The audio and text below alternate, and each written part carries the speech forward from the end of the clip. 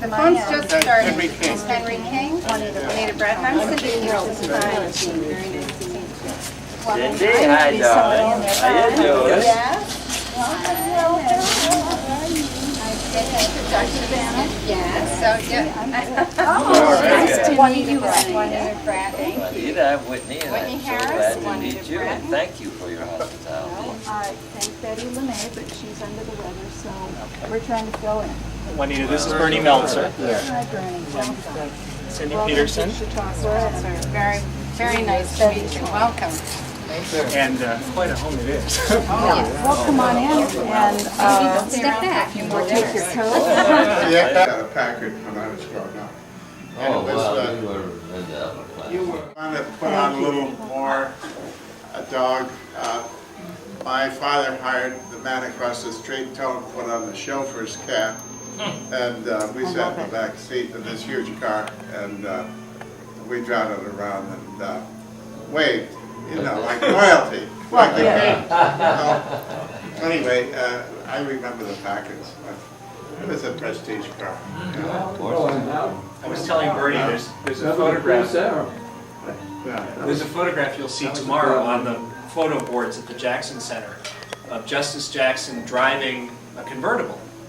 And it's the day on which he was sworn in as a Supreme Court Justice.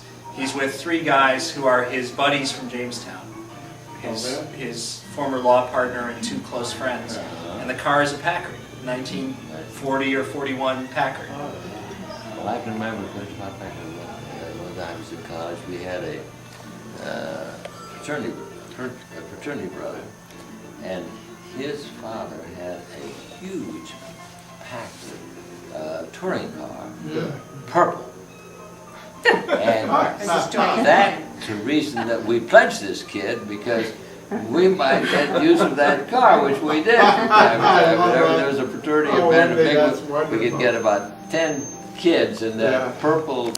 Well, gosh, I wasn't sure it was worth telling once. It was, we laughed. Well, when I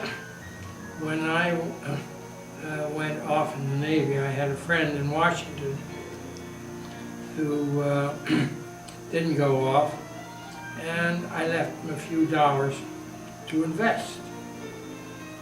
And in those, I said earlier, in those days, it was practically impossible to lose money if you bought a stock in the 40s. But my friend rose to the challenge. Did the impossible. And one of the stocks he bought was Packard Motors, which fell on hard times. Oh, boy, I don't know why, didn't it? at the end of World War II. So I thought that a Packard was going to be our host tonight. And I said to Gregory, well, I was going to take double portion. They owed you a few. They owed me. I love that person. That's the end. It's a great story. I'll remember it. Yeah. Bernie. Well, I have that. And then Jackson says to say I'll say that tomorrow. I slew the nut is to say there are no dead, To there say was no war, there is no crime. That's a massive piece. Just what, He says absolutely. that to me. Absolutely. Gardner told me he thought he was the brightest man he ever knew. That, for instance, he was appointed head of the Internal Revenue Service, and then suddenly, he's no tax expert. Suddenly he became a great tax expert. And then he was head of the Antitrust Division, same way. Right. That he could grasp things very fast. So he said that some people thought Jackson was a genius. Well, And I don't Well, think of course he was a Murray, genius. what's that? Of course he was a genius. Yeah. He's I probably, mean, we'd never he's known one probably like the him. greatest lawyer that the We've United ever States produced. produced in the last century. And he may be the greatest lawyer of the next century. Yeah, absolutely. He was a genius, wasn't he? Oh, I mean, the of way he put the words together and thought beyond this environment of a better future for all of us. We're richer in the spirit and the courage which he went at it was almost immortal, unbelievable. He thought of others rather than himself. Pushed himself so very You know, hard. one thing, he was so kind to the little guys like us. Yeah, I mean, he could deal with the big ones without any problem. I want He the was- book autographed by No, Jackson. He'd do Yeah, anything for the little ones. Supreme Court Justice. Yeah, And if right. you sort of look at his Supreme Court. ascent, I mean, he'd been before that Attorney General, before that Solicitor General, before that, I mean, he was sort of a meteor up through the Yeah. ranks. Yeah. Particularly when he, apparently he said, when he went from Jamestown to Washington, he was going for 6 months. That's right. Yeah, that's right, he did, didn't he? 6 months. Yeah. Yeah, indeed. Wow. He caught Roosevelt's eye, didn't he? Yeah, I was about to say that. I mean, Yeah, this, it was good. the, you know, sort of non-tax lawyer master. That he was to become the Chief Justice. Oh, Yes. well. And did you think that Roosevelt made that commitment to him? Do you know whether that's a Yes, fact? yes. I do have various things by Jackson about that. He writes that Roosevelt never directly made a promise, but that they on many occasions discussed how Roosevelt would like to see him become chief. And when Roosevelt initially put him on the court, it was the Hughes resignation that created the vacancy. Yeah, of Yeah. course. And what Roosevelt did was elevated Stone, So, who was a Hoover appointee. Right. He was a Republican right. justice, quite a civil libertarian, but nonetheless a Hoover justice. And in 1941, with war approaching and Roosevelt early in the third term, he really thought a national unity appointment elevating Stone was the way to go. Sure.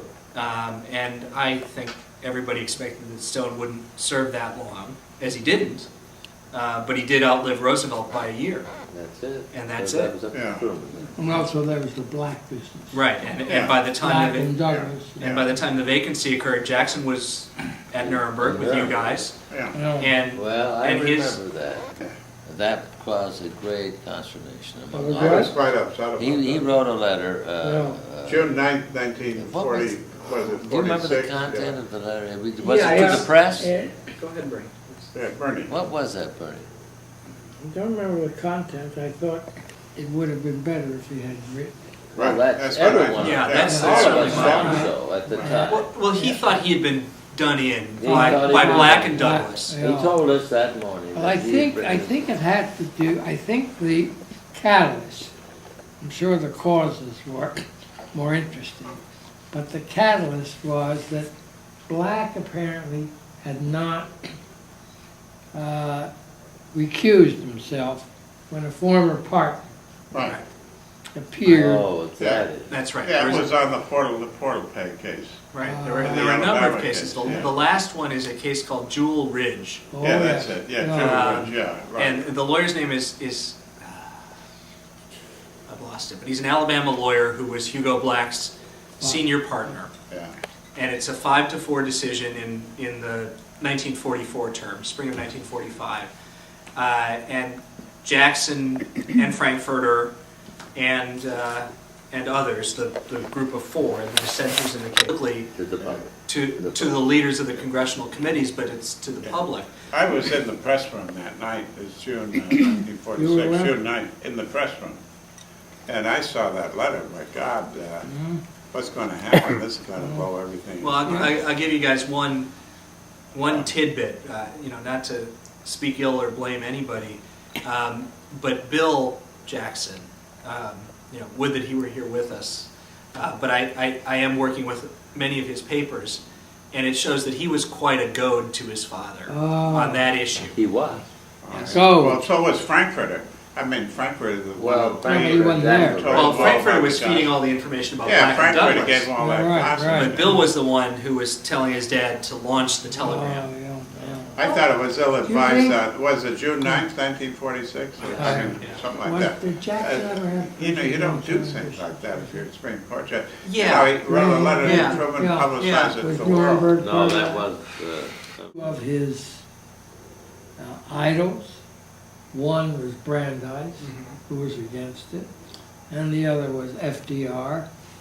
And during this whole year,